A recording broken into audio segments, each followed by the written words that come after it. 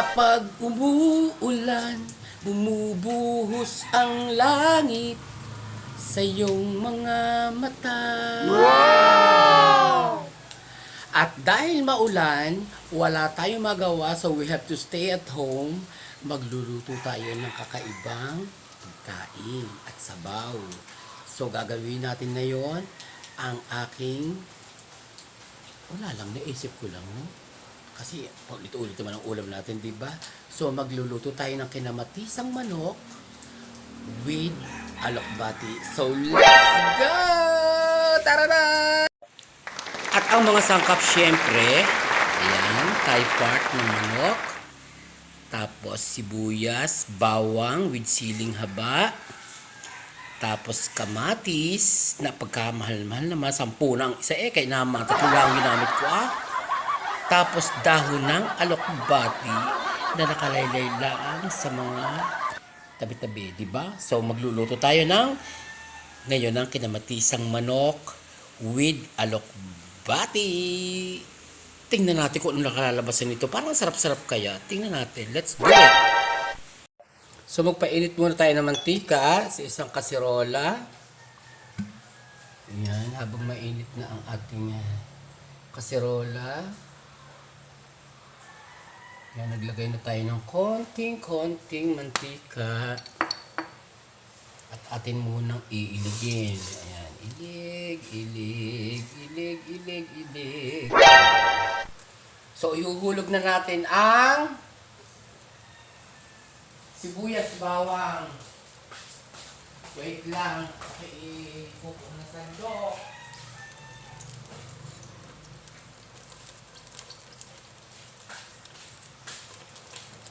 Lagyan natin ng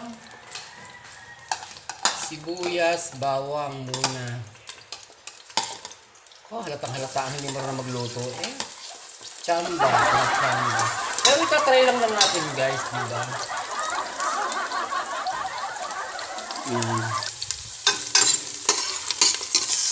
Mag-isa muna tayo ng sibuyas.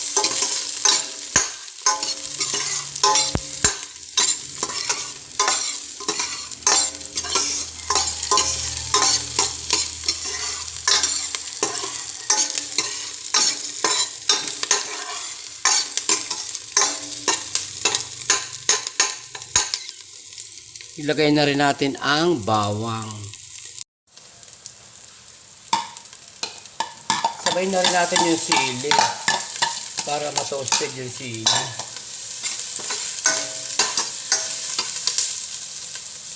Try lang ba?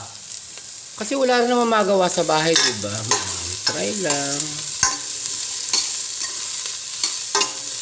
Tingnan natin kung anong kalalabasan nito. Experiment. Diba? Kasi naman, wala rin naman tayong magawa. Puro TV na lang, cellphone, kasi nga maulan. And today is Mabinis Day. Ayan, hindi tayo nakasama ng ating mga delegasyon ng barangay doon. Dahil limited lang doon sa Mabinis Shrine.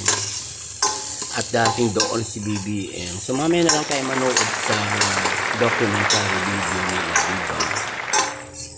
So, gisa-gisa tayo ng sibuyas, bawang. At ihulog na rin natin ang kamatis.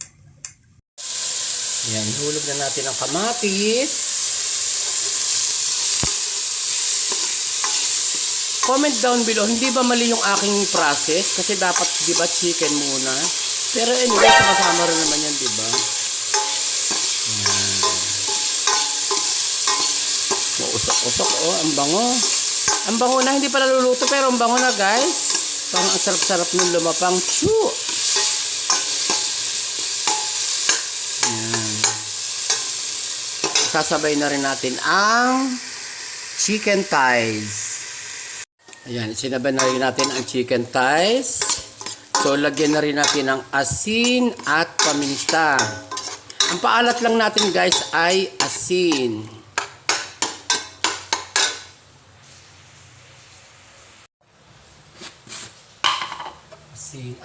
Asin. Konti lang, Yan. Tapos Tapos lagyan na rin natin ng pamintang durog. Mas masarap ang paminta, mas marami.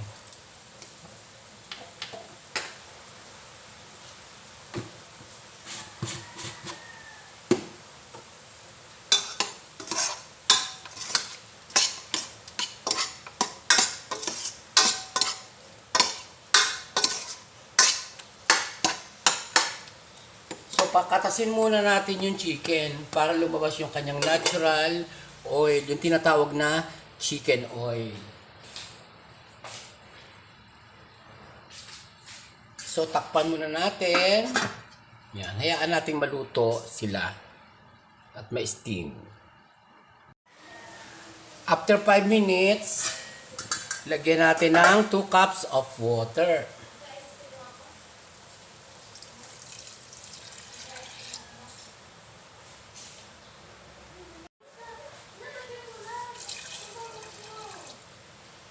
Tapos takpan na lang natin. And let it simmer again for 5 minutes. Medyo lakasan ng apoy. Yan. Habang nagsisimmer guys, lagyan na rin natin ng konting betchin. Yan. Konti lang. Pampalasa lang. For sure, sigurado ako masarap to. Kasi ang alokbati, ay take note nga pala dyan sa mga high blood pressure diyan. Mataas ang pressure. Itong kainin nyo kasi ang alokbati, number 1 yung gamot na gulay sa mga high blood pressure people. Hindi naman nakakataas nito. May maintenance lang. Amlodipine lang. Yan. Ayan na, habang pinapalambot natin ang manok, tikman muna natin yung timpla ng alat. Kasi huwag kayong magdadami ng maalat at ng ating mga kidney. Diyos ko po, Rudy. Dali lang.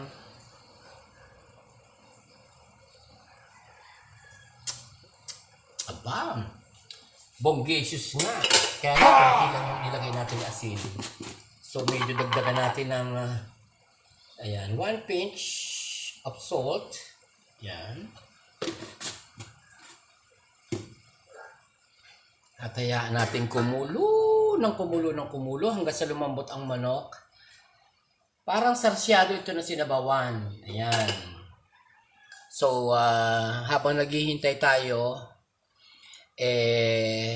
naghihintay din yung alokbati. Yung talbos ng alokbati na sariwa-sariwa this morning na napitas ko doon sa aking mga tagiliran ng bakod ng aking mga syupatembang na nakalaylayla ang sa haklitin ng kambing or kung ano-ano, di pinutol ko na at aking hinimay-himay. Marami-rami din ito kaya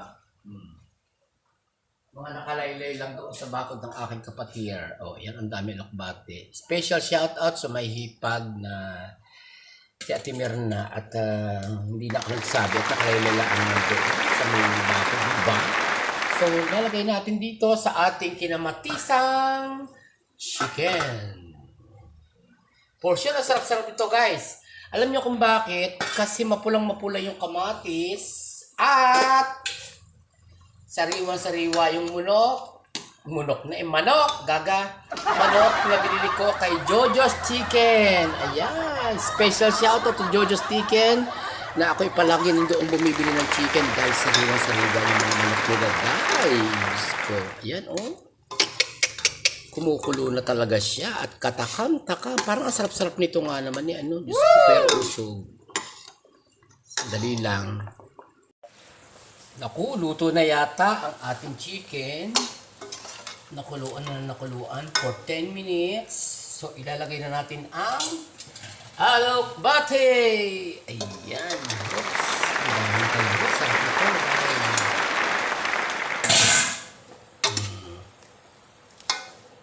Daming alokbati, diba?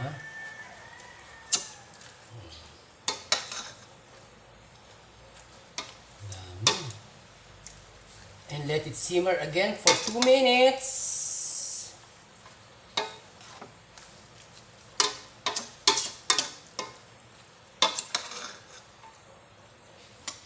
Haluin natin maigi para mamareho yung lambot ng alokbati right after this. Ayan. Imagine ha, take note, 2 cups of water lang ilalagay ninyo.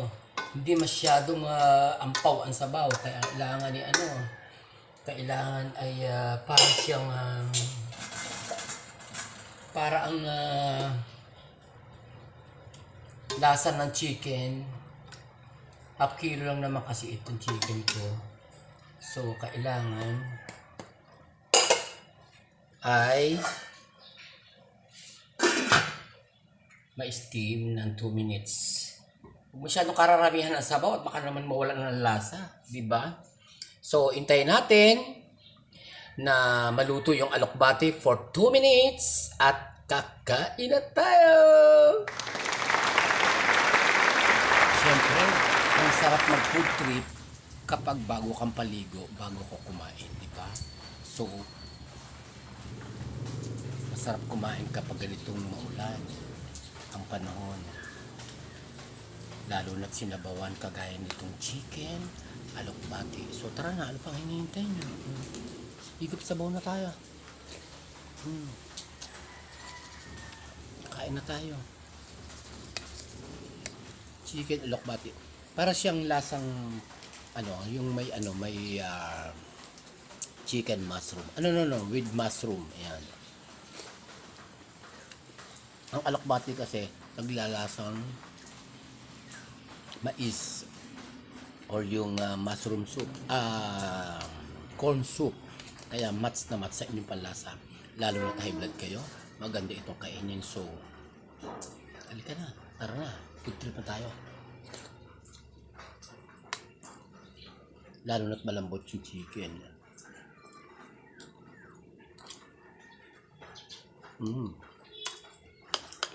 Panama. So kahit konti lang yung rice ninyo, okay na rin kasi maraming talbos ng alokbati, di ba?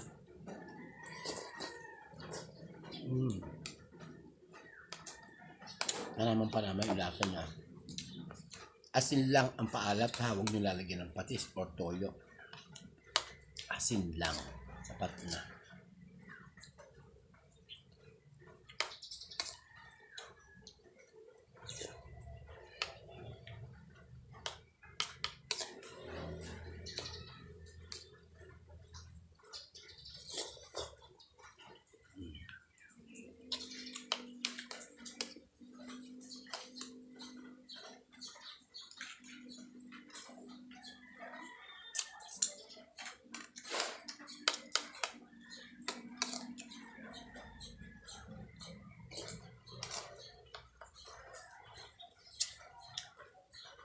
Lagi nyo tatandaan, maganda sa katawan ng kamatis at dahon ng alokbati dahil ito ay chlorophyll, mga green leaves at gamot sa mga high blood.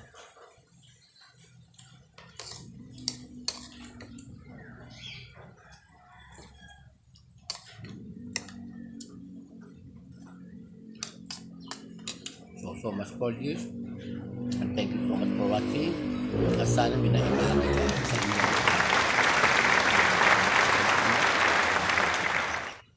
Thank you so much. See you soon.